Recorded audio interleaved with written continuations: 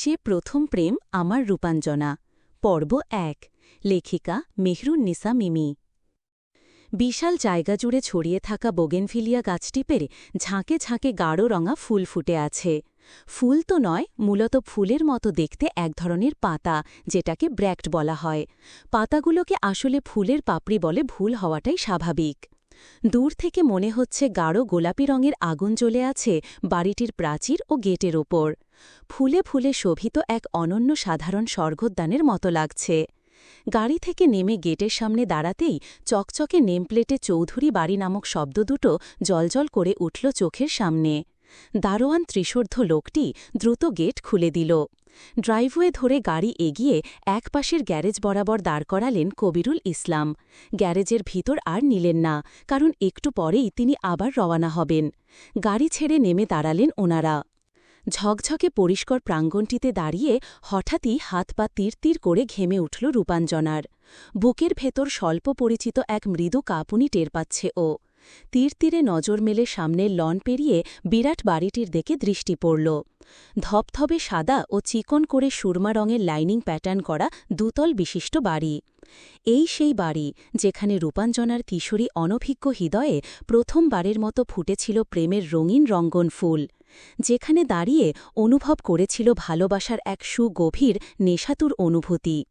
সেটাই ছিল তার প্রথম ভালো লাগা, প্রথম চমৎকার অনুভূতির জোয়ার, জীবনের সর্বপ্রথম বেসামাল আবেগ।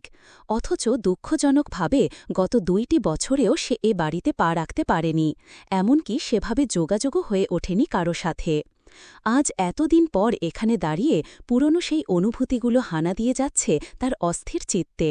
চোখের সামনে ভেসে উঠছে অদ্ভুত ভালো লাগাময় সেই দিনগুলো। আবেশিত হয়ে ও চেয়ে আছে বাড়িটির মসৃণ অবয়বে।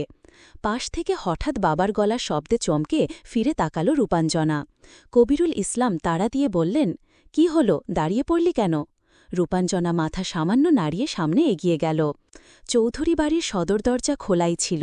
বিরাট মেহগনি কাঠের অতিকায় দ্বারটা দিনের বেশিরভাগ সময় খোলাই থাকে, কারণ দারোয়ান গেটে পাহারায় বিদ্যমান সারাদিন। আর প্রধান ফটক মূল বাড়ি থেকে বিশাল দূরে হওয়ায় ভয় এখানে পরবাসী। আওয়াজ পেয়ে রূপাঞ্জনার একমাত্র খালামণি রাজিয়া চৌধুরী দ্রুত পদে রান্নাঘর থেকে বের হয়ে এলেন। খুশিতে ডগমগিয়ে উঠে ঝাপটে ধরলেন ভাগ্নিকে। পরপরই একরাশ অভিযোগের বন্যা বইয়ে ভাসালেন ওদের। কি কঠিন মেয়েরে তুই রূপ, মানুষ কি বছরে একবারও খালার বাড়িতে আসে না? আর দুলাভাই, আপনি তো একটা ফোনও দেওয়ার সময় পান না। রাজ্যের কাজ যেন সব আপনাদের ওপরই কছানো আছে।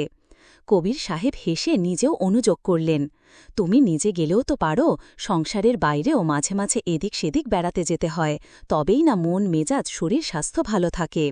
রাজিয়া বেগম কপট রাগের ভান করে বললেন, হয়েছে, আপনাকে আর স্বাস্থ্য বিশারদ হতে হবে না, এখন এসে একটু রিল্যাক্সে বসুন তো, সেই কখন গাড়িতে উঠেছেন। রাজিয়া বেগমের পিছু পিছু রূপাঞ্জনারা ড্রয়িং রুমের সোফায় গিয়ে বসল। এই ঘরটাতে গাছপালা দিয়ে এক এলাহি কাণ্ড করে রাখা। প্রতিটি কোণে ছোট বড় টবে এই গাছ সেই গাছ। পাম গাছ থেকে শুরু করে মনস্টেরা, ফার্ন, স্ন্যাক্স প্ল্যান্টগুলো ঘরের কৃত্রিম সাজসজ্জার সাথে শতভাগ সামঞ্জস্যপূর্ণ হয়েছে। সবচেয়ে সুন্দর আর রূপাঞ্জনার পছন্দনীয় হচ্ছে দেয়ালে টানানো পাতাবাহারগুলো। অনেক বছর পর এসে রূপাঞ্জনা সারা ঘরে এক এক করে চোখ বুলিয়ে দেখছিল কি কি পরিবর্তন ঘটেছে। ২-৩ সেট সোফার প্রত্যেকের কাভার চেঞ্জ হয়েছে, কুশনের আকৃতি পরিবর্তন হয়েছে, সাথে টিভিটার আকারও বেড়ে দেয়ালের অনেকাংশ জুড়ে নিয়েছে। অর্থাৎ এসবই নতুন সংগ্রহ। কবির সাহেব আরাম করে বসে রাজিয়াকে জিজ্ঞেস করলেন, তা তোমার স্বামী মহাশয় আসেন কখন? আমাকে আবার বের হতে হবে তো, আসতে বলো, দেখাটা করেই যাই। সে আসবে দুপুরের খাবারের সময়, সুতরাং আপনাকে সন্ধ্যার আগে ছাড়ছি না, খেয়ে দিয়ে একেবারে রেস্ট নিয়ে তারপর যাবেন। কবির সাহেব হাসলেন, আমোদে গলায় বললেন, রাস্তাঘাটের জ্যাম সম্পর্কে দেখছি তোমার কোনো জ্ঞানই নেই শালিকা সাহেবা। সন্ধ্যায় বের হলে পৌঁছতে পৌঁছতে আমার পরদিন সন্ধ্যা হয়ে যাবে, বুঝলে? রাজিয়া বেগম নাছোড়বান্দার স্বরে বললেন, পরদিন হলে পরদিনই পৌঁছাবেন, তবুও আজ আমার কথা ফেলতে পারবেন না বলে দিচ্ছি। কবির সাহেব আর কিছু না বলে সশব্দে হাসলেন। রাজিয়া বেগম রূপাঞ্জনার দিকে ফিরে তাড়া দিয়ে বললেন, তুই এমন মনমরা হয়ে বসে আছিস কেন রূপ? চল, তোর রুম দেখিয়ে দেই, চট করে ফ্রেশ হয়ে নে, আমি নাস্তা রেডি করে রেখেছি। দুলাভাই, আপনিও ওর সাথে গিয়ে ফ্রেশ হন। রূপাঞ্জনা ক্লান্ত পায়ে খালামণির পিছনে এগিয়ে গেল। তার সাথে কবির সাহেবও আসলেন, হাতে মেয়ের লাগেজটা নিয়ে। সেই সুদূর নারায়ণগঞ্জ থেকে নিতান্তই হেলা করে এসে ঢাকায় ভর্তি পরীক্ষা দিয়েছিল রূপাঞ্জনা। অপ্রত্যাশিতভাবে যে এখানেই চান্স পেয়ে যাবে ভাবেনি। তার ওপর খালামণির বাসায় থাকতে হবে সেটা তো আরও আগে কল্পনা করেনি। সিঁড়ি বেয়ে ওপরতলায় পৌঁছে রূপাঞ্জনা নিজের জন্য বরাদ্দ রুমটাতে প্রবেশ করল। তারপর বিছানায় ধপ করে বসে খানিকটা ক্লান্ত স্বরে জিজ্ঞেস করল, রুমু, শর্মি, আবিদ কেউ কি বাসায় নেই খালামণি? রাজিয়া বেগম তড়িৎ হাতে রুমের এদিক সেদিক গোছাতে গোছাতে জবাব দিলেন, না, ওরা দুজন স্কুলে আর শর্মি কলেজে, সবারই আজ কোচিং ক্লাস আছে। বাকি দুজন ব্যক্তির নাম উচ্চারণ করতে পারেনি রূপ, একজনেরটা ইচ্ছা করেই, অন্যজনেরটা সংকোচে। প্রচণ্ড কৌতূহল সত্ত্বেও প্রশ্ন করার প্রবল আকাঙ্ক্ষা এড়িয়ে গেল ও, কেমন একটা অযাচিত সংকোচে মনটা চুপসানো। ওর চোখ দুটো ঘুমে ভেঙে আসছে, ভার ভার লাগছে। লাগেজ থেকে একটা পাতলা জর্জের 3 পিস বের করে রুমের অ্যাটাচ বাথরুমে গিয়ে চেঞ্জ করে আসল। ও বের হওয়ার পর কবির সাহেবও হাত মুখ ধুয়ে এলেন। তারপর দুজনকে নাস্তার টেবিলে নিয়ে গেলেন রাজিয়া বেগম। সেখানে ওদের দেখা হল রাজিয়া বেগমের বড় যা আফিয়া বেগমের সাথে। উনি নিজের রুম থেকে বের হয়ে মাত্রই এদিকে এসেছেন। রূপাঞ্জনা ওনাকে দেখে সালাম দিল। কবির সাহেবও সালাম দিয়ে হাল অবস্থা জিজ্ঞেস করলেন। আফিয়া বেগম হাসিমুখে সালামের উত্তর নিয়ে রূপাঞ্জনার কাছে এগিয়ে এসে মাথায় হাত রাখলেন। হাসিতে উদ্ভাসিত মুখে সরল কণ্ঠে বললেন, অবশেষে এসেছ বলে খুশি হয়েছি মা। তুমি যে এত বোকা আমরা ভাবিনি। ভার্সিটির কাছে আমরা থাকতে তুমি কি না চাচ্ছিলে হলি উঠবে? তাহলে আর দুনিয়ায় আত্মীয় স্বজন থেকে কি লাভ বলো তো? কবির ভাই খুব ভালো করেছেন ওকে নিয়ে এসে।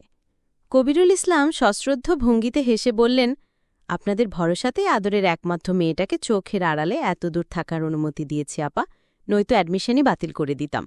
শুরুতে রাজি থেকে ভর্তি পরীক্ষা দিলেও অ্যাডমিশন পাওয়ার পর ওর সাথে সাথে আমরাও ঘাবড়ে গিয়েছিলাম।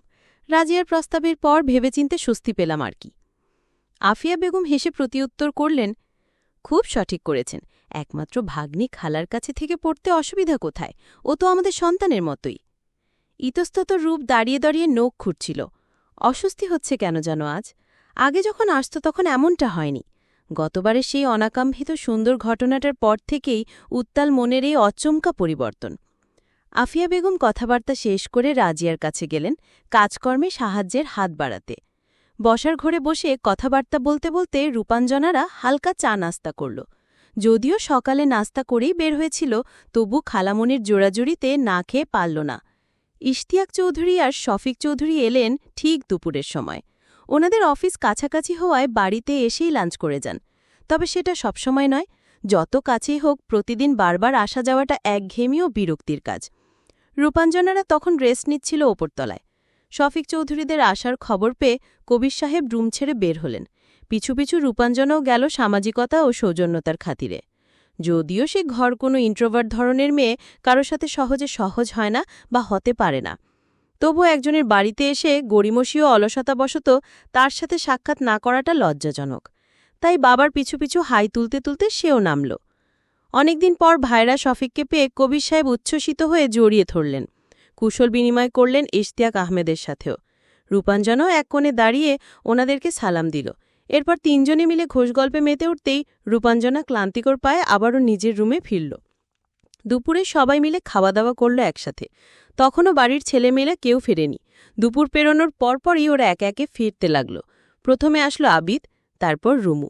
ওরা একই স্কুলে পড়ে। শর্মির ফিরতে হয়তো বিকেল হবে। রুমু আর আবিদ বাড়িতে ঢুকেই আগে নিজেদের ঘরে না গিয়ে দোতলায় লাফিয়ে উঠল। রূপাঞ্জনার রুমে এসে বাঁধ ভাঙা খুশিতে ফেটে পড়ল দুজনই। রুমু এক ছুটে দৌড়ে এসে হামলে পড়ে শক্ত করে জড়িয়ে ধরল রূপাঞ্জনাকে। খুশিতে গদগদ কণ্ঠে বলল, ইস, কি যে খুশি লাগছে রূপাপু, তুমি এখন থেকে আমাদের সাথেই থাকবে। এটা ভেবে তো ইচ্ছে করছে লুঙ্গি ড্যান্স দেই। রূপ বাচ্চাদের মতো খিলখিল করে হেসে ওঠে বলল, দ্রুত গিয়ে আঙ্কেলের একটা লুঙ্গি নিয়ে আয় আবিদ, সাথে একটা প্যান্টের বেল্টও আনবি। আবিদ বিছানায় বসে দাঁত সব বের করে চড়া হেসে বুদ্ধি বাতলালো, লুঙ্গি না এনে বরং একটা সাপের বিন নিয়ে আসি, ওকে লুঙ্গির চেয়ে নাগিন ডান্সে মানাবে বেশি, দেখতেও তো চেহারাটা তেমনই। রূপ আবারও হেসে ফেলতেই রুমু আবিদের বাহুতে সজোরে চড় মেরে খেপে উঠে বলল, লাথি দিকে জুতাসহ খাবি নাকি খালি পাই দিব? রূপ দুজনের মাঝে ক্রস আকৃতিতে হাত উঁচিয়ে থামানোর চেষ্টায় বলল, তোরা থাম এখনই, নয়তো খালামণি এসে দুজনকেই খুন্তির স্বাদ বুঝাবে। আবিদ রুমুকে এড়িয়ে রূপের কাছে এগিয়ে বসল। হাসিতে উদ্ভাসিত নির্মল মুখ করে বলল, কবে থেকে তোমার অপেক্ষায় ছিলাম আমরা, জানো রূপাপুর, বিশেষ করে শর্মিপু, ফাইনালি তুমি আসলে, মজা হবে খুব। রূপ বাচ্চাদের মতো খিলখিল করে হেসে উঠে বলল, দ্রুত গিয়ে আঙ্কেলের একটা লুঙ্গি নিয়ে আয় আবিদ, সাথে একটা প্যান্টের বেল্টও আনবি। আবিদ বিছানায় বসে দাঁত সব বের করে চওড়া হেসে বুদ্ধি বাতলালো, লুঙ্গি না এনে বরং একটা সাপের বিন নিয়ে আসি, ওকে লুঙ্গির চেয়ে নাগিন ডান্সে মানাবে বেশি, দেখতেও তো চেহারাটা তেমনই। রূপ আবারও হেসে ফেলতেই রুমু আবিদের বাহুতে সজোরে চড় মেরে খেপে উঠে বলল, লাথিটা কি জুতো সহ খাবি নাকি খালি পায়ে দিব? রূপ দুজনের মাঝে ক্রস আকৃতিতে হাত উঁচিয়ে থামানোর চেষ্টায় বলল, তোরা থাম এখনই, নয়তো খালামণি এসে দুজনকেই খুন্তির স্বাদ বুঝাবে। আবিদ রুমুকে এড়িয়ে রূপের কাছে এগিয়ে বসল। হাসিতে উদ্ভাসিত নির্মল মুখ করে বলল, কবে থেকে তোমার অপেক্ষায় ছিলাম আমরা, জানো রূপাপু, বিশেষ করে শর্মিপু, ফাইনালি তুমি আসলে, মজা হবে খুব। রূপ দুই ভাই বোনকে হৃদয় নিংড়ে আদর করল। নিজের বাড়িতে ওই সবার ছোট, তাই সবসময় নিজে আদর পেয়েই অভ্যস্ত, কাউকে আদর করতে হয় না। এখানে আসলেই ও সবার বড় হয়ে যায়, তাই আদর বিলানোটাও শিখেছেও। এমনকি শর্মীয় রূপের বছরখানিকে ছোটই। রূপাঞ্জনার 1 বর্ষের জুনিয়র শর্মিলী চৌধুরী। বেশ অনেকক্ষণ সময় নিয়ে গল্প করল, হাসি মজা করল রূপাঞ্জনার রুমু আর আইদ। তারপর একসময় খেয়াল হলো যে ওরা এখনো স্কুলের ড্রেসেই আছে, অর্থাৎ তীরের মতো সোজা চলে এসেছে আগে বোনের কাছে। রূপাঞ্জনা সেটা লক্ষ্য করতেই তাড়া দিয়ে বলল, এই তোরা তো এখনো ক্রাসনি, জলদি গিয়ে ফ্রেশ হয়ে খাওয়া দাওয়া করে নে, বিকেল তো হয়ে যাচ্ছে। মাথা নেড়ে আবিদ রুমুর নিচে নেমে গেল। ওরা দুই ভাই বোন নিচের তলার কামরাতেই থাকে, শর্মি থাকে উপরে, আর সাথে সেই দুজন ব্যক্তি যাদের নাম তখন রূপাঞ্জনা উচ্চারণ করেনি। উপরতলার 4টা কামরার মধ্যে একটা ছিল স্পেশাল গেস্ট রুম, শর্মির রুমটার মতোই বিরাট বড় একটা বেডরুমই, যেটাতে আজ থেকে নির্দিষ্ট কিছু বছর থাকবে রূপাঞ্জনা। রুমু আবিদ বলে গেল সব কাজ সেরে আবার আসবে রূপাঞ্জনার সাথে গল্প করতে। রূপাঞ্জনা হেসে ফেলল। আবিদ পরে 6-এ আর রুমু 9-এ, অথচ ওদের লাফালাফি দেখলে মনে হবে দুজনেই এখনো নিতান্ত বাচ্চা ছেলেমেয়ে। সেই 7 সকালে ঘুম থেকে উঠে জার্নি করে এসেছে রূপাঞ্জনা, এখন চোখ ভেঙে স্রোতের পানির মতো কুলকুল করে ঘুম নেমে আসছে। সে হাতের মোবাইলটা রেখে শুয়ে পড়ে চোখ বন্ধ করল। ঘুম নামক বস্তুটা ওর কাছে ভীষণই সোজা, শুতে না শুতেই ঘুম নেমে আসে সুরসুর করে। রূপাঞ্জনা অলস হাই তুলে চোখ বন্ধ করতেই মনের কোণে ভেসে উঠল 2 বছর আগে সেই শিহরণ জাগানো অসাধারণ দিনগুলোর কথা। সেসব ভাবতে ভাবতেই কখন ঘুমিয়ে পড়ল জানে না। বিকেলের আজানের সময় কবির সাহেব ওকে ডেকে তুললেন। ওনার এখন ফিরে যাবার সময়। সবার থেকে বিদায় নিয়ে রূপাঞ্জনাকে দীর্ঘ সময় নিয়ে আদেশ উপদেশ দিয়ে চলে যান তিনি। রূপাঞ্জনার হঠাৎ কেমন অসহায়ের মতো কান্না পেতে লাগলো। বাবা মাকে ছাড়া এত দূর কিভাবে থাকবে? কখনো তো থাকতে হয়নি। তারপর আবার ভাবলো এখানে তো খালামণি, ভাই বোন, আত্মীয় স্বজনদেরকে পাচ্ছে, তাও হোস্টেলে থাকলে তো সেটাও পেত না। তখন মনের অবস্থা আরও নাজেহাল বিপর্যস্ত হতো। ইতিবাচক চিন্তা ভাবনা দিয়ে নিজেকে সামলায় রূপাঞ্জনা। প্রথমে অবশ্য হলেই থাকতে চেয়েছিল, কিন্তু রাজিয়া বেগম এক কথায় অটল। একমাত্র বোনের মেয়ে, একমাত্র ভাগ্নিকে তিনি কিছুতেই হোস্টেলে থাকতে দেবেন না। ওনাদের এত বড় বাড়ি থাকতে মেয়েটা কেন একা একা কষ্ট করবে? এমন অবিচর যুক্তি ও জোরাজোরির সম্মুখে কেউ আর অরাজি হতে পারেনি। অবশেষে আজ চলে এসেছে রূপাঞ্জনা। সামনের সপ্তাহে থেকে ক্লাস শুরু হবে, তবে ওরিয়েন্টেশনের জন্য কাল থেকে উপস্থিত হওয়ার প্রয়োজন আছে। মলিন হাসি মুখে বজায় রেখে বাবুকে বিদায় জানিয়ে সোফা এসে বসল রূপাঞ্জনা। মূল দরজা দিয়ে প্রবেশ করি একটু সামনেই হাতের ডানে বসার ঘর, বায়ে খোলা বিরাট অংশে ডাইনিং স্পেস, খোলা হলেও আলাদা চৌকোনা আর মেঝে থেকে ইঞ্চি 3 বুচুতে সে অংশটাকে পৃথক করা হয়েছে। তার বরাবর দোতলায় ওঠার চৌড়া সিঁড়ি, আর ডাইনিংয়ের পাশেই কিচেনের অবস্থান। কিছুটা বসার ঘরের মুখোমুখিও বলা যায়। বসার ঘরে আবিদ আর রুমু টিভিতে শিনচান দেখছে। এত বড় মেয়েকে হাঁ করে উৎসাহের সাথে বাচ্চাদের কার্টুন গিলতে দেখে রূপাঞ্জনা ফিক করে হেসে ফেলে বলল, তুই এখনো এগুলো দেখিস? এগুলো দেখার বয়স আছে তোর এখনো? অত্যন্ত মনোযোগের মাঝখানেই ফিরে তাকালো রুমু। চোখ বড় করে প্রাণ চাঞ্চল্যকর হাসি লিশে বলল, আরে আপু, কি যে মজা, তুমি তো বুঝো না। একটা এপিসোড দেখেই দেখো না, সেই ফান। রূপাঞ্জনা বলল, থাক বোন, তুই দেখ তোর ফান, আমার তো ভাবতেই হাসিতে পেট ফেটে যাচ্ছে। রুমু কৃত্রিম ঠোঁট ফুলিয়ে বলল, যাও পচিও না তো। রূপাঞ্জনা বলবে কি বলবে না একটু অবশেষে বলেই ফেলল, আমি যে দেখি না তা কিন্তু নয়, হঠাৎ হঠাৎ আর কি, মানে যখন খুব ক্রেভিং হয় তখন দেখি, তোর মতো রেগুলার না। রুমো আগ্রহী চোখে ফিরে বসে জানতে চাইল, সিরিয়াসলি কোনটা দেখো তুমি? যখন যেটা ইচ্ছা করে। ওরা দুজন টিভিতে চোখ রেখে গল্প করছে, এরই মধ্যে বাড়ি ফিরল শর্মিলী। কলেজের শেষ বর্ষে আছে সে, রূপার 1 বছরের জুনিয়র। বাড়িতে ঢুকেই শব্দ পেয়ে এগিয়েছে রূপাঞ্জনাকে দেখে উচ্ছ্বসিত হয়ে ছুটে এলো। সোফার কার্নিশে বসে একপাশ থেকে রূপাঞ্জনাকে আলতো করে জড়িয়ে নিয়ে মিষ্টি হেসে বলল, রূপ, এতদিনে আসলে তবে? কত মিস করেছি তোমাকে। শর্মিলী ওর খালামণির জায়ের মেয়ে হলেও ওদের বন্ধুত্ব কাজিনের মতো। হিসেবে কাজিনও তো বলাই যায়। রূপ হেসে প্রতিউত্তর করল, আমিও এত এত মিস করেছি তোমাকে। হ্যাঁ, তাই তো একবারও আসুনি। রূপ চমৎকার হাসিতে মুখমণ্ডল উদ্ভাসিত করে কৈফিয়ত দিল, এইচএসসির কি প্যারায় ছিলাম জানোই তো। তখন না বুঝলেও এখন নিশ্চয়ই বুঝো, কারণ এখন তোমারও সেই সিচুয়েশনই চলছে। শর্মী মুখ ফুলিয়ে বিরক্তির নিঃশ্বাস ফেলে বলল, আর বলো না, বুঝছিই না, শুধু রীতিমতো জুঝে যাচ্ছি। দুজনে টুকটাক কথা শুরু করতেই আফিয়া বেগম এলেন এর মধ্যে। এসেই শর্মীকে তাড়া দিলেন ফ্রেশ হয়ে খাবার খেতে। পরে আবার গল্প করতে আসবে কথা দিয়ে শর্মী উঠে যেতেই রূপ ফোন ঘাঁটতে বসল। একটু আগে ঘুম থেকে উঠেও এখন আবার কেমন ঝিমুনি হচ্ছে ওর। আসলে একবার ঘুমের নিয়মের হেরফের হলে সারাদিনে যতই ঘুমাক, ঘুম ঘুম আবেশ থেকেই যায়। সন্ধ্যায় ইশতিয়াক আর শফিক আঙ্কেল আসার পর ফ্রেশ হয়ে বসার ঘরে বসলেন ওনারা। রূপ উঠতে চেয়েও উঠতে পারল না, কারণ শর্মীসহ সবাই সেখানেই উপস্থিত তখন। চা নাস্তার বিশাল আয়োজন হাতে আফিয়া বেগম ও রাজিয়া বেগমও সেখানেই এলেন। চা নাস্তার ফাঁকে ফাঁকে গল্পগুজবে আনন্দঘন এক সন্ধ্যা কাটল।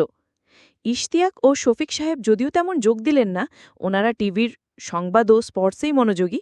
তথাপি মহিলা সবার কলকলানিতে বিরক্ত হলেন না মোটেও, বাধাও দিলেন না, বরঞ্চ শত কাজ থেকে নিস্তারের পর দিন শেষে পরিবারের এই কোলাহলটা যেন ওনাদের ভার ভার মাথাটা হালকা করতে সাহায্য করে, সাথে মনে প্রশান্তি এনে দেয়। এই একটা বিষয় রূপের অত্যন্ত মন কাড়ে। এত এত কঠিন কাজের চাপ শেষে রাশভারী লোক দুটি পরিবারের প্রতি কতই না অমায়িক। সবার সাথে আড্ডামুখর সময় কাটিয়ে নিজের রুমে ফিরল রূপ। সদ্য কেনা বইগুলো একটু ঘেঁটে দেখার ইচ্ছা ছিল, অথচ তা না করে কেমন অনমনে রুমের বারান্দায় গিয়ে দাঁড়িয়ে ভাবতে লাগল, সবাই তো অফিসের কাজ শেষ করে বাড়ি ফিরে এসেছেন, তাহলে সেই মানুষটা কোথায়, যার বিরামহীন অপেক্ষায় সকাল থেকে এ পর্যন্ত অস্থিরতায় বুঁদ হয়ে আছে রূপের তনুমন? মানুষটার নাম ইফতেখার রাফিন চৌধুরী, চৌধুরী বাড়ির বড় ছেলে ও প্রথম সন্তান, আফিয়া বেগমের ছেলে আর শর্মীর দুইমাত্র ভাইয়ের বড়জন। ইশতিয়াক আঙ্কেল ও আফিয়া আন্টির ৩ ছেলেমেয়ে। মেজ ছেলে আফনান জাবির চৌধুরী, রূপের বেশ বছর ৬-এর সিনিয়র। এতদিনে হয়তো পোস্ট গ্র্যাজুয়েশন সম্পন্ন করেছে। তার সাথে রূপের কিছুটা ফ্রেন্ডলি সম্পর্ক ছিল একসময়, এখন নেই। কেন নেই সেটা পরে জানা যাবে। ছোটবেলায় এই বাড়ি আসলে রাফিনকে না পেলেও জাবিরের সাথে বেশ সময় কাটিয়েছে রূপ। খেলাধুলা, ঘোরাঘুরি কিচ্ছু বাদ নেই। জাবির ওর বেশ বড় হলেও ঘোরাঘুরির লোভে শর্মিয়ার রুমুর মতো রূপও তার পিছনে লেগে থাকত। ওদেরকে খুশি মনেই এদিক সেদিক নিত সে। নিজেও ছিল বিরাট ডানপিটে ধরনের ছেলে। চুপচাপ থাকলেও দুষ্টুমিতে তার জুড়ি ছিল না। নিঃশব্দে এমন সব দুষ্টুমি করে রাখত যে খুঁজে বের করা মুশকিল হতো কাণ্ডটা কার। জাবির রূপকে স্নেহও করত বেশ, তাই তো ছোট বোন শর্মীর মতো ওকেও তুই বলে সম্বোধন করে ছোট থেকেই।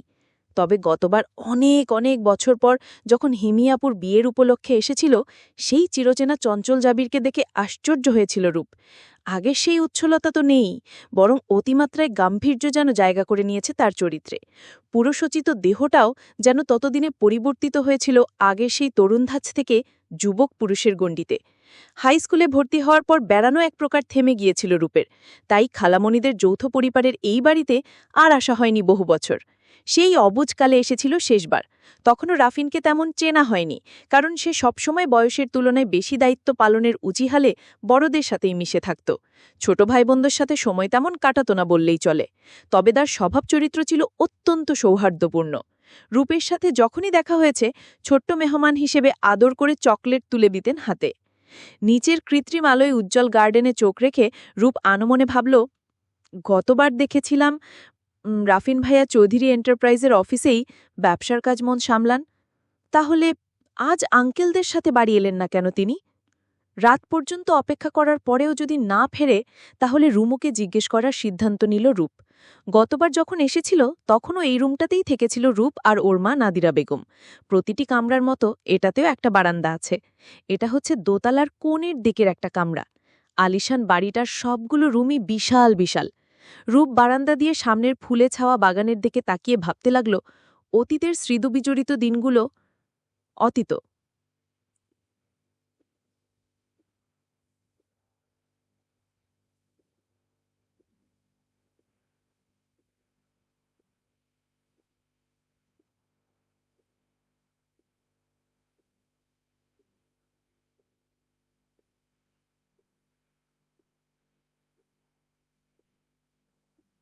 সে প্রথম প্রেম আমার রূপাঞ্জনা পর্ব ২ লেখিকা মেহেরুন্নিসা মিমি অতীত তখন বছরের সর্বশেষ মাস ডিসেম্বর ফাইনাল পরীক্ষা শেষে লম্বা বিশ্রাম নেওয়ার পরিকল্পনা ছিল রূপের বিশ্রাম বলতে সারাদিন খাবে দাবে আর ঘুমাবে মাঝে মধ্যে না খেলেও চলবে তবে ঘুমটা ওর ১৬ আনার মধ্যে ১৮-২০ আনা চাইই চাই ভীষণ ঘুমপ্রিয় মেয়ে কিনা কিন্তু সেই মধুর পরিকল্পনায় জল ছিটিয়ে হঠাৎ করেই সংবাদ এলো খালামণির বড় মেয়ে হিমি আপুর বিয়ের তারিখ স্থির করা হয়ে গেছে এ মাসেই শেষের দিকে ঘটবে শুভ কর্মটি শীতের মৌসুমটা বাঙালি জনগণ সত্যি বিয়ে নামক বিশেষ কর্মযজ্ঞের জন্য এক প্রকার নির্ধারিত করে নিয়েছে তাও অলিখিতভাবে ভাবল রূপ এই মৌসুমকে শীতকাল থেকে পরিবর্তন করে ভবিষ্যতে বিবাহকাল নামকরণ করা হলেই বরং জুৎসই হবে বিয়ের ৫ দিন আগে মা বড় ভাইয়া নাফিস আর নাইলা ভাবিসহ ঢাকায় চলে আসে রূপরা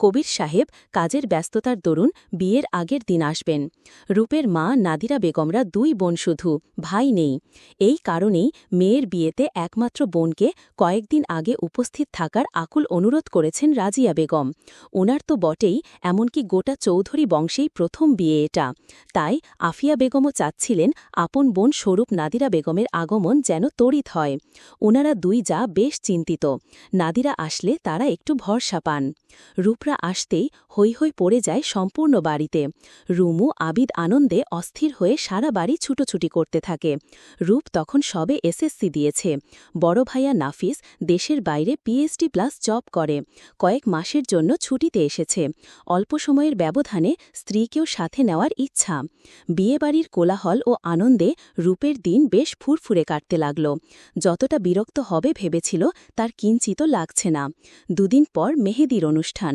তারপর একদিন গ্যাপ দিয়ে হলুদের বিরাট কারবার আর তারপর বিয়ে রিসেপশন আরও নানান ফাংশন রূপ যেদিন এলো তার পরদিন সকালে নাস্তার টেবিলে বসে ঝিমাচ্ছিল ও এদিকে রুমু আদিব আর শর্মিও ঢুলছে একইভাবে রাজিয়া বেগম ব্যস্ত হাতে নাস্তা সাজিয়ে রাখতে রাখতে অবাক হয়ে শুধালেন কিরে তোদের সবকটার এ অবস্থা কেন নাদিরা বেগমও কাজ করে যাচ্ছেন সমান তালে তিনি ওদেরকে খাবার পরিবেশন করতে করতে জানালেন এ অবস্থা হবে না সারারাত একটাও ঘুমিয়েছে কিনা জিজ্ঞেস কর জেগে জেগে আড্ডা দিয়েছে সবকটা রাজিয়া বেগম চোখ কপালে তুলে বললেন সত্যি না কিরে এমন করলে তো বিয়ে আসতে আসতে তোরা সব অসুস্থ হয়ে বিছানায় চিৎপটাং হয়ে থাকবি শর্মী একটা লম্বা হাই তুলে ঢুলুঢুলু কণ্ঠে বলল আরে এত টেনশন করো না ছোট মা এইটুকুতে কিছু হয় না রান্নাঘর থেকে খাবারের পাত্র এনে টেবিলে রাখতে রাখতে আফিয়া বেগমও শাসালেন এবার এইটুকু তাই না বদমাস রাত জাগলে যে চোখের নিচে কালি পড়ে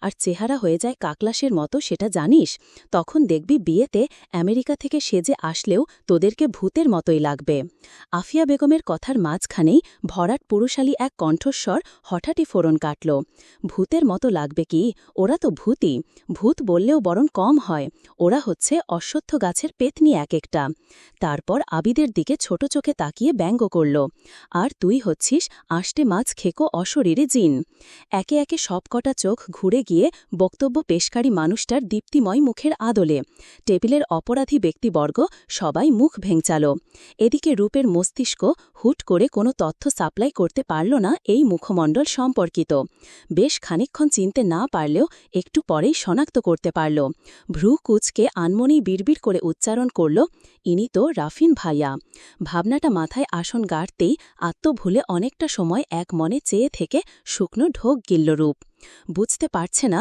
তার পৃথিবীটা হঠাৎ করে অযথাই থমকে গেল কেন ভেবে কুল অবধি পৌঁছানোর ক্ষমতা হয়নি সেদিন মনের মধ্যে অজানা কিছু অনুভূতি এসে হানা দিয়ে যাচ্ছিল বারবার শেষ কবে রাফিনকে দেখেছিল মনি নেই রূপের বহু আগে মাঝে মাঝে এই বাড়িতে আসলেও লোকটাকে চোখে পড়েনি মুখে মুখে শুনেছে সে হোস্টেলে থেকে পড়াশোনা করে তবে মাস্টার্সের অ্যাডমিশন নেওয়ার পর পাশাপাশি বিজনেসে মনোনিবেশ করেছিল সেজন্য হোস্টেল ছেড়েছে তখন তবে রূপের বুঝ হওয়ার পর তার সাথে দেখা হয়নি হলেও মস্তিষ্কের দূর দূরান্ত পর্যন্ত হাঁটরেও সেই স্মৃতি উদ্ধার করা গেল না আপাতত আজ যখন আকস্মিকভাবে ওর সামনে টপকে পড়ল চেহারাটা বিষম খেয়ে হয়রান হল রূপ চোখ দুটো আটকে গেল মানুষটার সুদর্শন ক্লিন শেভড মুখশ্রীতে। রূপের এক নিষ্ঠা ধ্যানের 11:15 বাজিয়ে আফিয়া বেগম ছেলের উদ্দেশ্যে বলে উঠলেন, এসেছিস, আয় নাস্তা করে নে দ্রুত, একটু পর আর শ্বাস টানারও ফুরসত পাবি না। ছাই রঙা শার্টটার হাতা ফোল্ড করে কোনই পর্যন্ত উঠাতে উঠাতে রাফিন এগিয়ে আসলো ডাইনিংয়ের দিকে। শর্মী মুখ থমথমে করে প্রতিবাদী স্বরে চেঁচাল, আমাদেরকে পেতনি বললে কেন তুমি? কি বলা উচিত? পাউরুটিতে লো ফ্যাট স্প্রেড ক্রিম মাখিয়ে সেটা মুখে পুড়ে ভীষণই কৌতূহলী ও আগ্রহী ভঙ্গিমায় জানতে চাইল রাফিন। ডাইনি বলো, এক হিটলার যেন নিতান্ত কম ছিল, সেটার ঘাটতি পূরণ করতেই ডাইনিংয়ে হাজির হয়ে গেল হিটলারেরও মহাগুরু। কোথা থেকে উদয় হয়ে খালি একটা চেয়ার বসে রাফিনের প্রশ্নের জবাবটা দিল জাবির। কোনো দিকে না তাকিয়ে হাত বাড়িয়ে নাস্তা সাজিয়ে নিল নিজের প্লেটে। আফিয়া বেগম কপালে বিরক্তির রেখা ফুটিয়ে ধমকালেন, তোরা আবার এখন শুরু হয়ে যাস না বলছি। রাফিন ব্রেড চিবিয়ে নিয়ে অভিযোগপূর্ণ কণ্ঠে বলল, তুমি জানো ওরা কি করেছে মা? আমার রুমে গিয়ে সবচেয়ে এক্সপেন্সিভ পারফিউমটা স্প্রে করে করে শূন্যের চেয়েও মহাশূন্যে পরিণত করে এসেছে। শর্মী কৈফিয়ত দিতে তৈরি হওয়ার আগেই রুমু আহ্লাদি মুখ করে ঠোঁট ফুলিয়ে সেই দায়িত্ব কাঁধে তুলে নিয়ে বলল, তোমার তো আরও অনেকগুলো আছে ভাইয়া, তাই আমরা একটু দিয়েছি ওটা। আবি তো এতক্ষণে চোখে মুখে উল্লাস ফুটিয়ে রুমুর সমর্থনে বলল, হ্যাঁ, ওটার ঘ্রাণ সবচেয়ে সুন্দর ছিল। রাফিন অগ্নিদৃষ্টিতে ওদেরকে ঝলসানোর অপচেষ্টায় ব্যর্থ হয়ে রাগ ছাড়ল, সুন্দর ছিল তাই না? ওটা এখানে পাওয়া যায় না ইডিয়ার্স, আমি আদিলকে দিয়ে সুইজারল্যান্ড থেকে আনিয়েছিলাম, গর্তভের দল কোথাকার। রাজিয়া বেগম এতক্ষণ রান্নাঘর আর ডাইনিংয়ে ছুটোছুটি করছিলেন। মহাব্যস্ততার মধ্যেখানে পোলাপানের ক্যাচক্যাচানি কানে রুচল না ওনার আর। রাম ধমক লাগালেন এবার, এই চুপ করে খেতে পারিস না তোরা? খাওয়ার সময় এত ফ্যাচফ্যাচ কিসের? রুমু আর শর্মী মুখ ভেঙচি দিয়ে মনোযোগী হল খাওয়ায়। আবিদ ফিকফিক করে হাসছে। অপরদিকে মনোযোগী শ্রোতার পদে সুষ্ঠু কর্ম পালন করে এক মনে খাচ্ছিল রূপ। শুধু খাচ্ছে বললে কিঞ্চিতের বেশি ভুল হবে, কেননা সে খাদ্যোপযোগী খাবার খাওয়ার পাশাপাশি আর চোখে সেই ব্যক্তিটাকেও গিলে চলেছে। সকালের হরেক রকম মুখরোচক নাস্তা নাকি রাফিন কোন গিলাটা বেশি সুস্বাদু সেটা আপাতত অবিবেচ্য রাখল, পরে সময় করে বিস্তার ভেলে চিনতে একটা সিদ্ধান্তে আসা যাবে। ওর অন্যমনস্কতার মাঝে এক সময় হঠাৎ মুখ তুলল রাফিন। দৃষ্টিটা সরাসরি ওর চোখের তারাতেই এঁটে গেল। আচমকা বৃষ্টি মিলনে যক্ষারোগীর ভূমিকায় প্রতিষ্ঠিত হয়ে গেল বেচারা। আকস্মিক ভীষণ কাশিতে নাক লুক লালচে হয়ে উঠল। পাশের চেয়ারই বসা ছিল শর্মী। সে তড়িহড়ি করে পাশ থেকে পানির গ্লাস এগিয়ে দিল। রাফিন হালকা কুঞ্চিত ভ্রু যুগল আর অসরল দৃষ্টিতে তাকিয়ে রইল কিছুক্ষণ। মনের গভীরে চিন্তা এলো, এই মেয়েটাকে তো অনেক আগে দেখেছিল সে। বহু বছরের ব্যবধানে বেশ বড় হয়ে গেছে দেখা যায়। সদ্য যৌবনে পা রাখা মেয়েটির রূপ লাবণ্য তীক্ষ্ণ দৃষ্টি আকর্ষক।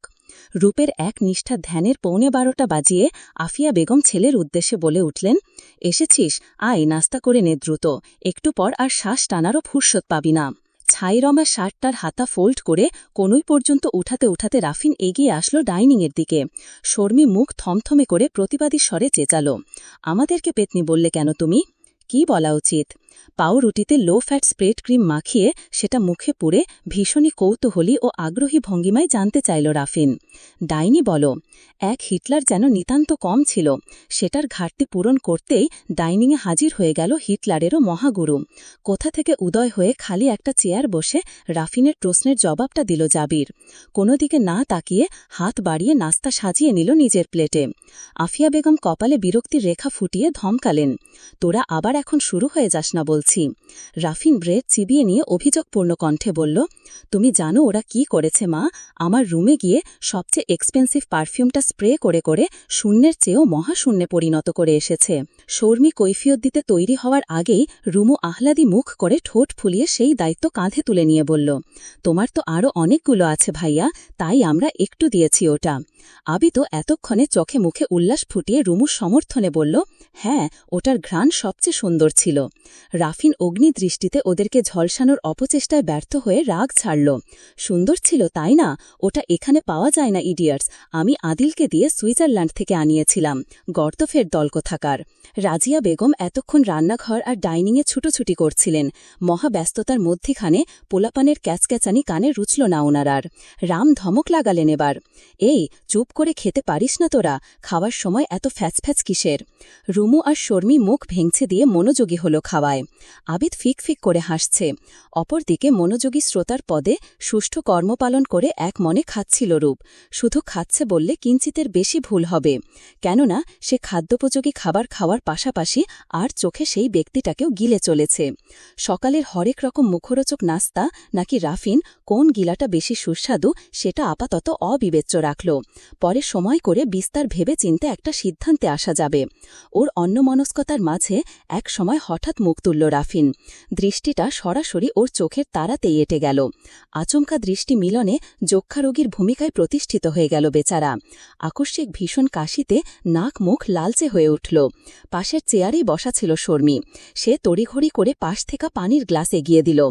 রাফিন হালকা কুঞ্চিত ভ্রু যুগল আর অসরল দৃষ্টিতে তাকিয়ে রইল কিছুক্ষণ। মনের গভীরে চিন্তা এলো, এই মেয়েটাকে তো অনেক আগে দেখেছিল সে। বহু বছরের ব্যবধানে বেশ বড় হয়ে গেছে দেখা যায়। সদ্য যৌবনে পা রাখা মেয়েটির রূপ লাবণ্য তীক্ষ্ণ দৃষ্টি আকর্ষক। খুব ছোটবেলার স্মৃতি ঘেটে উদ্ধার হল এই বাড়িতে আসলে মেয়েটাকে নিয়ে ঘোরাঘুরির কথা। তবে কখনোই একা নয়, সাথে শর্মী রূপ। মেয়েদের দিন সকাল থেকেই লেগে আছে ছুটোছুটি। বড়রা সব ভারিক্কি কাজ নিয়ে তুমুল ব্যস্ত। ছোটরা সাজগোজ নিয়ে ছুটোছুটিতে সরগরম করে রেখেছে চৌধুরী বাড়ি। 11টা বাজতেই হিমিয়াপু পার্লারে চলে গেল। সাথে গেল শর্মী আর হিমিয়াপুর দুজন ফ্রেন্ড, রূপ, রুমু আর শর্মীর ফুফাতো 2 বোন রাফিয়া ও রাত্রিরা যাবে বিকেলে। নিজেরা সেজে একবারে কনেকে নিয়ে তারপর ফিরবে। দুপুরে খাওয়া দাওয়ার পর রূপ ভাবে একটু রেস্ট নেওয়া যাক। সন্ধ্যা থেকে মাঝরাত ধরে অনুষ্ঠান চলবে, ঘুম তো দূর, রেস্ট নেওয়ারও ফুরসত হবে না নির্ঘাত। খালামণি আর রাফিয়া আন্টির সাথে রূপের মা নাদিরা বেগমও মগ্ন ছিলেন রান্নাঘরের ব্যস্ততায়। চারদিকে ভীষণ ছুটোছুটির বহর। রূপ গিয়ে ওনাদের অবহিত করে আসলো সে ঘুমোতে যাচ্ছে। নিচ থেকে না উঠলে যেন ডাকা না হয়। নির্দিষ্ট সময় তার অ্যালার্ম সেট করা আছে। হাই তুলতে তুলতে উপরতলায় নিজেদের থাকার কামরাটাতে গেল রূপ। হাতে সময় কম, বিকেলের অগ্রভাগেই বের হতে হবে। দোতলার সিঁড়ি ভেঙে নিজেদের রুমের ভেজানো দরজাটা মেলে চরম টাসকি খেল রূপ। রুম ভর্তি হিমিয়াকুর দাদার বাড়ির মেহমান গিজ গিজ করছে। কেউ বিছানায় শুয়ে রেস্ট নিচ্ছে, তো কেউ নিচে মাদুর বিছিয়ে আয়েসি গল্পগুজবে ব্যস্ত। রূপ ঠোঁট উল্টে হতাশ নিঃশ্বাস ফেলে একে একে দোতলা ও নিচতলার কামরাগুলো চেক করল। প্রতিটি রুমেরই এই দশা, কোথাও ফাঁকা নেই। অগত্যা মুখ করুণ করে সে আমারও রান্নাঘরে গিয়ে দাঁড়াল। বিরক্তিতে গজরিয়ে পরিস্থিতি বর্ণনা করতেই কর্ত্রীদের ব্যস্ত দৃষ্টি বিরতি নিল ওর চেহারায় তাকিয়ে। ওর মুখ ফুলানো দেখে রাজিয়া বেগম একটু ভেবে পরামর্শ দিলেন, এই মুহূর্তে রাফিন বা জাবিরের রুম ব্যতীত স্টোর রুমটাও ফাঁকা পাবি না রূপ। তবে রাফিনের রুমে ওর কাজিনরা আছে হয়তো। তুই জাবিরের রুমে যা, ও বাড়িতে নেই। আপাতত ফিরে আসার সম্ভাবনাও কম। ও ফিরতে ফিরতে তোর ঘুম পরিপূর্ণ হয়ে যাবে। খালামণির কথা শুনে বিস্তর এক শক্ত ঢোক গিলল রূপ। পৃথিবীর একমাত্র কক্ষ হিসেবে জাবির ভাইয়ার রুমটা অবশিষ্ট থাকলেও সেখানে যাবে না ও। ছোট থেকেই তেড়া ও ঘোর প্যাচের অহেতুক কথাই ওকে খোঁচানোর স্বভাব ছেলেটার। রূপ ভাবল, তাহলে কি রাফিন ভাইয়ের রুমে যাওয়া যায়? অসম্ভব, অস্বস্তিতে মরণ ঘটবে ওর। কিন্তু মনে জাগা অসাধু লোভটাও সামলাতে পারল না। কুটিল মনকে প্রশ্রয় দিয়ে দুরু দুরু বুকে গেল কাঙ্ক্ষিত কক্ষটার পানে। রাফিনদের 3 ভাই বোনের কামরা উপরতলায়। শেষ দিকে একটা ফাঁকা কামরা আছে, যেটাতে আপাতত রূপ আর ও মা থাকছেন। সেটা ভবিষ্যতে রুমুর জন্যই বরাদ্দ। কিন্তু এখনও ছোট আর পড়াশোনার সময় প্রতি মুহূর্তে রাজিয়া বেগমের তাগাদা উপস্থিতি প্রয়োজন হয় বলে এখনও উপরতলায় শিফট হওয়ার অনুমতি জোটেনি। কারণ এতবার করে রাজিয়া বেগম ওপর নিচ আসা যাওয়া করে দেখাশোনা করতে বিরক্ত বোধ করবেন, সাথে শারীরিক সামর্থ্যও থাকবে না তেমন। তাই অনির্দিষ্টকালের জন্য নিচতলায় মায়ের ঘরের পাশের ঘরেই থাকছে রুমু। আদিবসহ বাকিদের কামরাও নিচতলায়। উপরের চেয়ে নিচে কামরার সংখ্যা বেশি, কারণ উপরে প্রতি কামরার সাথে বিরাট বিরাট বারান্দা তৈরি করেই জায়গা ভরাট। উপরে সিঁড়ির দুপাশের একটা কামরা রাফিনের, অন্যটা শর্মীর, কোণেরটা জাবিরের আর অন্য কোণেরটা খালিই থাকে সবসময়। বিশেষ অতিথি কেউ এলে সেটাতে স্থান পায়, নয়তো নিচেও 2টো গেস্ট রুম রয়েছে। রাফিনের রুমের দরজা চাপানো। সেটা অতিক্রম করে রূপ আগে একবার জাবিরের ঘরটাতে উকি দিয়ে দেখে এলো, কর্নারের এই ঘরটার পাশ দিয়েই ছাদের সিঁড়ি উঠে গেছে। ঘরে মানুষ নেই, তবে অনুষ্ঠানের বিভিন্ন জিনিসপত্র দিয়ে ফাঁকা মেঝেটা ভর্তি। সেই দিকে আগ্রহ না পেয়ে ফিরে এসে রাফিনের রুমের সম্মুখে দাঁড়ালো আবার। হালকা নক করে ঠেলে মেলল একটু। দেখা গেল সত্যি রাফিনের কয়েকজন ছেলে কাজিন বসে আছে বিছানার উপর। রূপকে দেখতে পেয়ে ওর মুখের উপর অনড় হয়ে গেল সবার দৃষ্টি। সে একটু ইতস্তত করে অবশেষে সাহসিকতার খাতায় নাম তুলে বলেই ফেলল, আমি একটু ঘুমাতে চাচ্ছিলাম এখানে ভাইয়ারা, অন্য কোথাও খালি পাচ্ছি না। ছেলেগুলো সাথে সাথেই আন্তরিকতার সাথে হাসল। একজন চট করে উঠে দাঁড়িয়ে দাতা হাতেম তাইর দানের ভঙ্গিমায় বলল, ইটস ওকে, ঘুমাও, আমরা এমনিতেও এখনই বের হতাম। ছেলেটার বিরাট এই দানে সন্তুষ্ট রূপ মাথা নেড়ে হাসল। তারা ফটাফট ঘর খালি করে চলে গেলে ধীর পায়ে ঢুকল। লোভাতুর নজর চারপাশে বুলিয়ে বিমোহিত হল। কি সুবিন্যস্ত পরিপাটি কামরা! এত এত জিনিসের বহরের মধ্যেও সবকিছু কেমন চাকচিক্যময়, প্রতিটি বস্তুতে আভিজাত্যের ছোঁয়া। নিজের আবাসস্থানটা বেশ শৌখিনতার সাথে সাজিয়েছে রাফিন। ঘুরে ঘুরে রূপের চক্ষু বিদ্ধ হল বেডের উপর দেওয়ালে টাঙানো ৮-১০টা ছবিতে। রাফিনের এক এক বয়সের ছবি। তার মধ্যে থেকে দুবাইয়ের বুর্জ খলিফার সামনে তোলা ছবিটাতে রূপ আত্মভুলে তাকিয়ে রইল অনেকক্ষণ। কালো ডেনিম জ্যাকেট আর ব্লু জিন্সের সাথে স্পাইক করা চুল, গলায় ঝোলানো লম্বা কেবল চেইনের সাথে বার লকেট। বেশ মানিয়েছে লুকটা তাকে ভেবে সলজ্জ হাসল। আশেপাশে সব দেখে নিয়ে বিছানার দিকে এগিয়ে গেল। তুলতুলে ম্যাট্রেসে গায়ে এলিয়ে জড়িয়ে ধরল কোলবালিশটা। বালিশে নাক চেপে অনমনে টেনে নিল প্রলম্বিত শ্বাস। নিদারুণ আবেশে চোখ বুজে এলো। কতক্ষণ ঘুমিয়েছিল জানে না। হঠাৎ করে ধাম করে দরজা খুলে যাওয়ায় আয়েশের প্রাণপ্রিয় ঘুমটা ছুটে গেল ওর। ঝাপসা চোখ মেলে দেখল কেউ একজন দরজায় স্থির হয়ে দাঁড়িয়ে আছে। অবয়বটা বুঝে উঠতে আর কিছু না ভেবে তরতরিয়ে উঠে বসল।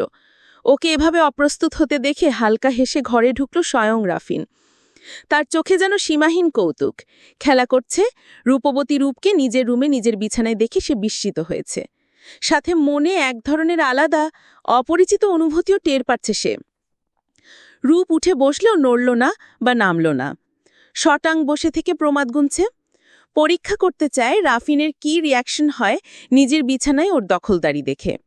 যদি ইতিবাচক ও সন্তুষ্টজনক কিছু হয় তাহলে রূপ তার স্বপ্নগুলো আরেকটু বিস্তৃত করবে, আরেকটু নিশ্চিত হয়ে ডুব দেবে প্রত্যাশায়। আর যদি রাফিনের আচরণে বিরক্তি বা অসন্তোষ প্রকাশ পায় তাহলে বুঝতে হবে তার মনে রূপের জন্য ভিন্ন কিছু নেই। কাজিন স্বরূপ ছোট বোন ব্যতীত আলাদা দৃষ্টিভঙ্গিতে সে রূপকে দেখে না, ভাবে না। কিন্তু ওকে আনন্দের সপ্তম আকাশে চড়িয়ে রাফিন বিরক্ত হল না মোটেও। বরঞ্চ সামান্য একটু এগিয়ে এসে এক ভ্রু উঁচু করে মুখে নির্ঝঞ্ঝট প্রসন্ন ভাব টেনে দুষ্টমি করল। বাহ, হঠাৎ শুনশান বৃন্দাবনে রাধার আগমন কি করে! পুলকিত রূপ ঠোঁট চেপে হাসি আটকাল। মুখ স্বাভাবিক রেখে কণ্ঠে অসহায়ত্ব ঢেলে জানালো, অ্যাকচুয়ালি আপনার রুম ছাড়া আর একটা রুমও খালি নেই, তাই একটু ঘুমানোর জন্য খালামণি সাজেস্ট করল এখানে আসতে। রাফিন সামান্য মাথা নাড়ল, বলল, ফাইন, ঘুমাও তাহলে। ইটস ওকে, আমি এখনই উঠে যেতাম, আপনি থাকুন, আমি যাচ্ছি। এই বলে রূপ সত্যি উঠে দাঁড়াল। রাফিন ঘরের অন্যদিকে ফিরে গেছে ততক্ষণে। নিজের কাবার্ডের ড্রয়ার থেকে কিছু একটা বের করতে করতে বলল, আমিও চলে যাচ্ছি, ইচ্ছে হলে তুমি থাকতে পারো। তারপর রূপের দিকে শান্ত চোখে একবার তাকিয়ে মৃদু প্রশ্রয়সূচক হেসে বের হয়ে গেল সে। বাস, এটুকুই যথেষ্ট পুনরায় ঘায়েল হয়ে ভালোবাসা নামক বিধ্বংসী সুনামিতে রূপকে তোলানোর জন্য। রাফিন এত সুন্দর আচরণ করল ভেবে রূপের মনটা খুশির বাড়িধারাতে কানায় কানায় পূর্ণ হয়ে গেল। মিষ্টি হেসে সে আবার বসে পড়ল বিছানায়।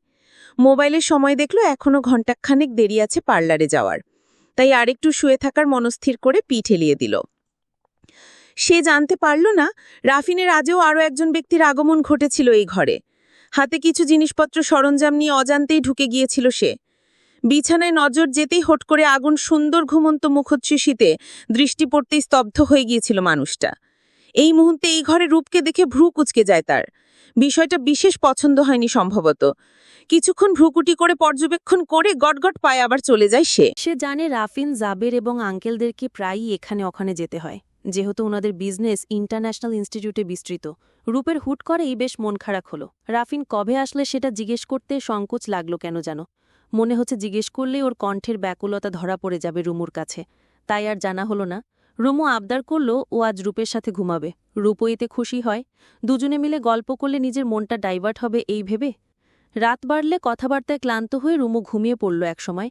ঘুম কাতুরে রূপের আজ ঘুম হরা দিতে চাচ্ছে না, তাই কিছুক্ষণ ফোন ঘাটল। উঠে একবার ওয়াশরুমে গেল, তারপর পানি খাওয়ার জন্য জগ হাতে নিয়ে রেখে দিল আবার। ইচ্ছা করছে ফ্রিজের ঠান্ডা পানি খেতে, কিন্তু ফ্রিজ হলো নিচতলে। উপরতলায়ও ফ্রিজ আছে একটা, তবে সেটা জাবিরের রুমে। এই মাঝরাতে ও নিশ্চয়ই জাবিরের রুমে যেতে পারে না। তার উপর দুজনের এখনও দেখা হয়নি। হুট করে মাঝরাতে গিয়ে উপস্থিত হতে পারবে না, তার চেয়ে নিচে যাওয়াটাই বরং উত্তম। দোতলার সর্বশেষ কোণের রুমটা জাবিরের। রূপ রুমের বাইরে পা রাখতেই দেখল জাবিরের রুমের দরজা খোলা। লাইটের উজ্জ্বল আলো বাইরে এসে আলো আধারিয়া খেলা তৈরি করেছে করিডোরে। রূপ দেয়াল ঘড়িতে সময় দেখল, প্রায় 1:30 বাজে। পা টিপে ঢিপ ঢিপ বুকে নিচে নামল ও। মূল দরজার সামনে হলঘরে মৃদু আলো জ্বলছে, সেই আলো রান্নাঘরের দরজায়ও পৌঁছাচ্ছে। কিন্তু রূপ দেখল রান্নাঘরে নিজস্ব আলোটা জ্বালানোই আছে। ভাবল আন্টি বা খালামণি হয়তো কিছু নিতে এসেছে। এই ভেবে মনটা শিথিল অটেই চনমনে হয়ে দ্রুত পায়ে রান্নাঘরে গেল। কিন্তু দরজা পেরোনোর আগেই প্রবল হোঁচট খেল মনের ভেতর। আবার খানিক আগের হাতুড়িটা পেটানো শুরু হলো বুকে। খালামণিরা নয়, বরং জাবিরকে দণ্ডায়মান দেখা যাচ্ছে ভিতরে। জ্বলন্ত চুলোতে কিছু তৈরি করছে সম্ভবত। এই নিঃশব্দ রজনীর নীরব বাড়িতে কারো পায়ের আওয়াজ পেয়ে পিছনে ঘুরল জাবির। 2 বছর পর প্রথম সাক্ষাৎ দুজনা। প্রথম নজরে রূপ থমকে গেলেও জাবিরের অভিব্যক্তিতে চোখে পড়ার মতো তেমন কোনো পরিবর্তন হল না। সে অত্যন্ত স্বাভাবিক চোখে কিছুক্ষণ দেখল রূপকে। রূপ খেয়াল করল আগের চেয়ে দৃষ্টিকারা পরিবর্তন হয়েছে জাবিরের মধ্যে। শুনেছে মাঝখানে বেশ কিছু মাস দেশের বাইরে ছিল, এজন্যই বোধহয় গায়ের উজ্জ্বল সফেদ রংটা আরও ধবধবে হয়েছে। আগের চেয়েও বেশি পেশিবহুল মনে হচ্ছে শারীরিক গঠন। রাফিনের সাথে জাবিরের চেহারার কোথাও মিল নেই। রাফিনের সাথে মিল আছে শর্মির। 2 ভাইয়ের চেহারায় যেমন মিল নেই, তেমনি স্বভাব, চরিত্র, আচার আচরণ ও অভ্যাসেও কোনো মিল নেই। এই কথাটা রূপ গতবার এসে 1 সপ্তাহ থাকার পরই বুঝে গিয়েছিল। রাফিনের কথাবার্তা ও আচরণে সবসময় একটা স্ফুর ও অমায়িক ভাব আছে। ভদ্রলোক ট্যাগটা তার জন্য যথার্থ। অপরদিকে জাবির হচ্ছে একরোখা ও জেদি ধরনের ছেলে। তার আচরণ সবার সাথেই শীতল। স্বাভাবিক কথাবার্তাও মিশে থাকে একরাশ গুরুগাম্ভীর্যতা। এতদিন পর হঠাৎ সাক্ষাতের রূপ কি বলবে বুঝতে পারল না। কুশলাদিকে জিজ্ঞেস করা উচিত, কিন্তু জাবিরের কোনো ভাবান্তর নেই। সে 2 হাত ট্রাউজারের পকেটে গুজে স্টোভটপে হেলান দিয়ে দাঁড়াল। রূপকে স্তব্ধ করে সহজ স্বাভাবিক গলায় হুকুম জারি করল, কফিটাতে চিনি, ক্রিমার মিক্স কর। থতমত খাওয়ার পাশাপাশি দারুণভাবে চমকেও গেল রূপ। জাবিরের অভিব্যক্তি দেখেও মনে হচ্ছে রোজ রোজই তাদের দেখা হয়। এত বছরের দীর্ঘ অনুপস্থিতি যেন কিছুই নয়। রূপ অস্বস্তি চেপে স্বাভাবিক হওয়ার চেষ্টা করল। হালকা গলা ঝেড়ে নিতান্ত পরিচিতের স্বরে জিজ্ঞেস করল, চিনি খান নাকি এখন? অ্যাকচুয়ালি হঠাৎ করেই কেমন সবকিছু পানসে পানসে হয়ে পড়েছিল। দ্যাটস ওয়াই চিনি দিয়ে ক্ষতিপূরণের ব্যর্থ চেষ্টা চালাচ্ছিলাম। এখন থেকে আর খাবো না, আজই লাস্ট। 1/4 টিস্পুন দেস। রূপ জাবিরের উলটপালট কথার অর্থ কিছুই বুঝল না, বোঝার চেষ্টাও অবশ্য করল না। এই ছেলের কথা বোঝার কোনো আগ্রহ ওর নেই। সেই চেষ্টা করা মানে নিজের সুস্থ মস্তিষ্কটাকে সমাধিস্থ করা। তার কথায় গুরুত্ব না দিয়ে ইতস্তত পায়ে এগিয়ে এসে কফি বানালো রূপ। ততক্ষণ জাবির বুকের ওপর হাত ভাঁজ করে গভীর মনোযোগে ওর কাজ দেখল। রূপ কফিটা বাড়িয়ে দেওয়ার পর জাবির বলল, সিপ নিয়ে দেখো সব ঠিক আছে কিনা। রূপ ভ্রু কুচকাল। গতবার এসেও সে জাবিরের জন্য কফি বানিয়েছিল ও, তারই হুকুমে। এখন সেই পরিমাপেই বানিয়েছে। জাবিরের টেস্টার এর মধ্যে পরিবর্তন না ঘটে থাকলে শতভাগ ঠিকই হবার কথা। কিন্তু রূপ চুমুক দিয়ে টেস্ট করলে সেই এঁঠোটা কিভাবে ছাবে সে, তা ভেবে রূপ ধৈর্যের সহিত বলল, আপনি সিপ নিয়ে দেখে বলুন। হুকুম না দিয়ে যা বলেছি তা কর। রূপ এজন্যই এই ছেলেটা সামনে পড়তে চায় না, মহা বিরক্ত হয়। নিজেই একনিকে হুকুম করে চলেছে আর অন্য কেউ সামান্য কথা বললেও সেটা সহ্য হচ্ছে না।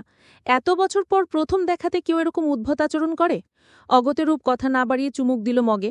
তারপর আরও খানিকটা কফি বিনস মিশিয়ে তেতো স্বাদটা বাড়িয়ে দিল। মনে মনে ভাবল, এমন বিদঘুটে তিতকুটে জিনিস খায় বলেই মুখ থেকে করলার রসের মতো তেতো স্বর বেরোয়। ডিস্টার্বিং। ভাবনা বাদ দিয়ে কফিটা এগিয়ে সামনে ধরল আবার। জাবির সেটা হাতে নিয়ে নিজস্ব কায়দায় ছোট্ট একটা চুমুক নিয়ে খানিকক্ষণ চুপ থাকল। অপশেষ চোখ বন্ধ করে তৃপ্তর মতো প্রায় নিঃশব্দে উচ্চারণ করল, এক্সট্রিম। এরপর আর এক মুহূর্ত দাঁড়ানোর প্রয়োজন বোধ করল না, না একটা ধন্যবাদের। স্বভাবসুলভ মুখে গাম্ভীর্য ঝুলিয়ে বেরিয়ে গেল রান্নাঘর থেকে। রূপ চোখ ছোট করে কিছুক্ষণ একইভাবে দাঁড়িয়ে রইল তার যাওয়ার পথে চোখ রেখে। একটা ধন্যবাদও কি এর মুখে সাজে না? করে শ্বাস ছেড়ে পানি নিয়ে ওপরে চলে এলো রূপ। ঠান্ডা পানি খেয়ে বিছানায় শুতেই আবার মনে পড়ল অযাচিত শত কথা। ঠিক অযাচিত নয়, ওর দৃষ্টিকোণ থেকে ধরলে বরঞ্চ যথার্থই ভাবনা। কারণ গোটাটাই ওর নিজের অস্তিত্বের মিশেলের চিন্তাধারা, নিজের অদম্য হৃদয়ের অপরিপক্ক আবেগ। চোখ বুজে ভাবতে বসল হিমি আপুর বিয়ের দিন ঘটা মুঠো মুঠো রঙিন স্মৃতিগুলো। অতীত চলবে। গল্পটি কেমন লাগলো? আপনার অনুভূতি আমাদের সাথে শেয়ার করতে কমেন্টে লিখুন। আরও নতুন গল্প পেতে চ্যানেলটি সাবস্ক্রাইব করুন। আপনাদের ভালোবাসাই আমাদের অনুপ্রেরণা।